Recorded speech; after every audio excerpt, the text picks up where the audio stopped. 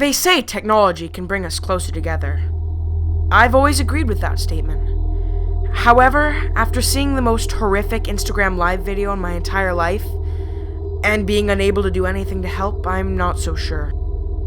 I have many doubts if I should share this on the internet, since it's not really my story to tell, but if by any chance this would make somebody think twice before doing something risky and stupid, it is probably worth it.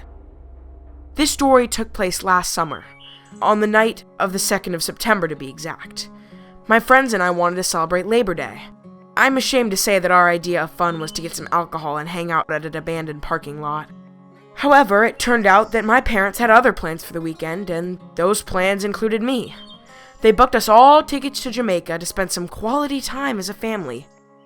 And I know I sound like a spoiled brat complaining about something as privileged as a spontaneous weekend trip, but it's just that the timing couldn't have been worse. At least, that's what I thought back then.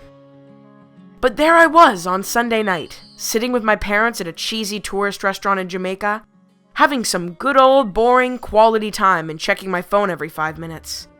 My best friend, Mike, was posting Instagram and Snapchat stories every 2 seconds, as usual. I won't tell you his nickname in order to protect my friend's privacy. The squad, Mike, his girlfriend Sarah, Tom and Michelle, all seemed to be having fun without me. They were posting pictures of them drinking and dancing on top of Tom's truck, Sarah and Mike making out in the back seat, Tom setting up fireworks that he brought from Mexico, 4 beer bottles clanging together, some weird lights in the sky. I paused for a second. What the hell? I whispered to myself. I couldn't look away from my phone screen. It was a picture of the night sky with something really strange in it. It seemed like an absolutely perfect circle made out of bright lights that was slightly covered with clouds. I shuddered. Even on the picture, it seems quite sinister. And that was the moment my mom chose to tell me, with a commanding voice, to put my phone down and actually pay some attention to them. I had to obey. About an hour later, as soon as dinner was over, and I could finally hide in the privacy of my hotel room, I started checking my feed again. Mike posted a video where he was pointing at the same lights in the sky. You guys, check this out! I can't freaking believe it! It is not moving! It is just hanging up there! This is so creepy! Next video, Sarah sipped her beer, looking at those lights with fear.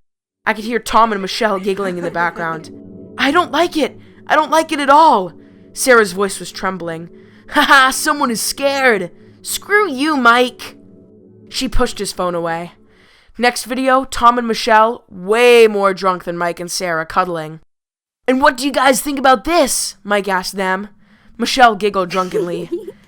I think, Tom started, even though it was clear he couldn't think straight. We should go there. He pointed in the direction of the lights. And find out. What the hell? Well said, Thomas, said Mike with a laugh. I shuddered and clicked to see the next video, even though I already knew what I would see. Mike was filming the 4 of them walking through the forest. He seemed excited. Tom and Michelle, drunk and clueless. Sarah, concerned. We're gonna meet aliens and show them who the boss is, Mike announced proudly. Yeah, Tom raised his bottle of beer, agreeing with Mike. They thought they could just come here and do whatever they want? Well, they should think again, Mike kept on ranting. Think again, echoed Tom. You're idiots, mumbled Sarah. For the first time in my life, I couldn't disagree with her. The phone in my hand was shaking as yet another video started. Mike was filming the same lights, this time standing right underneath them. The lights weren't moving or doing anything. They were hanging still with a quiet humming noise that I could hear even through the phone speakers. Hey you, get down here! Mike shouted. I could hear the giggles of the others. All of a sudden, the lights got brighter and the humming more intense. They hear us! Michelle sounded excited. I couldn't catch my breath. Even watching this was horrifying. Get down! Get down! Get down! Mike started chanting. Tom and Michelle joined him. Get down! Get down! Get down! Michelle was clapping and laughing. It seemed as if all of them went crazy all of a sudden. I saw Sarah's face. She was extremely scared. Guys, stop! Please, just stop! I could barely hear her voice behind the chanting. A bright flash of light, and the video ended. There were no more new stories.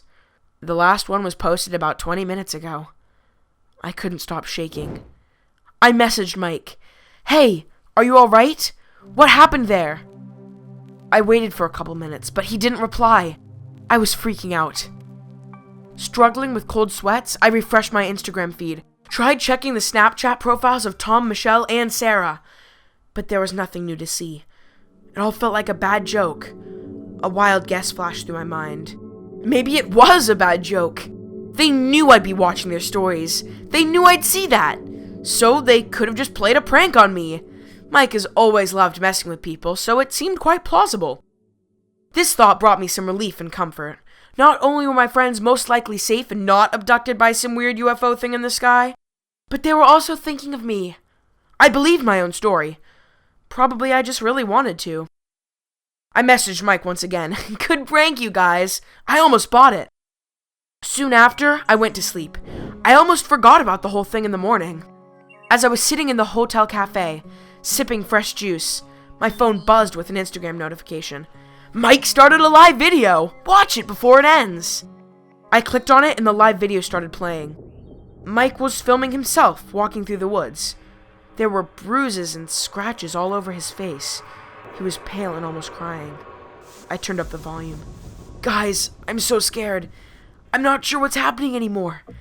I just woke up in the woods. I don't remember what happened last night. I don't know where everyone is. Guys, if you're watching this, please stop. It's not funny. I broke out in a cold sweat. Mike didn't seem like he was acting. He looked truly and sincerely disturbed. Plus, I knew Mike for many years, and acting has never been one of his many talents. Dude, call 911! I typed a comment with shaking hands. Call 911? Are you crazy, man? He yelled. What would I tell them? That me and my friends got drunk in the woods, I blacked out, and now I can't find anyone? My parents would kill me. I started typing. Just do it. It's better if your parents kill you than something else. I didn't manage to finish my comment as Mike looked somewhere in front of him. He screamed so loudly and desperately. My heart dropped. His face was filled with pure horror. He dropped the phone. It fell on the ground, but kept recording. I listened carefully, trying to understand what was happening. I could hear some sort of screeching of a huge insect or very peculiar machine, Mike's heavy breathing, and then another scream. God, no! Leave her alone! Sarah! Even now, I swear I heard the sound of breaking bones and the horrid yell of severe pain. Something big and dark had landed on Mike's phone, crushing him. The live video stopped. I rushed to my parents. I didn't care about the consequences. I needed to save my friends. My parents found a way to contact the authorities of our town and send a search party. When we came back home, we went to the police right away. It turned out that they found Mike. His body was mutilated. He was in a coma. They also found bodies of Tom and Michelle. They were long dead when the police arrived. They never found Sarah. They searched for about a month after the incident, but found nothing, as if she simply disappeared. When Mike came out of his coma, he wasn't himself. He didn't talk, he barely reacted to anyone and anything. He didn't seem to recognize me or even his own parents. They tried to give him a pen and paper to write down what he remembered, but he didn't even touch it. When they showed him a picture of Sarah, he started crying like a little baby, desperate and powerless. It is horrifyingly painful to see my friend like that, but I still visit him every week, hoping that someday he might come back to us. We might never know what happened there, but I believe it was something beyond our understanding. The sounds I heard, the look on Mike's face before he dropped the phone, I know I'll never be able to erase it from my memory. This dreadful mystery will haunt me forever. And seeing what it did to Mike, I'm not even sure I want to know.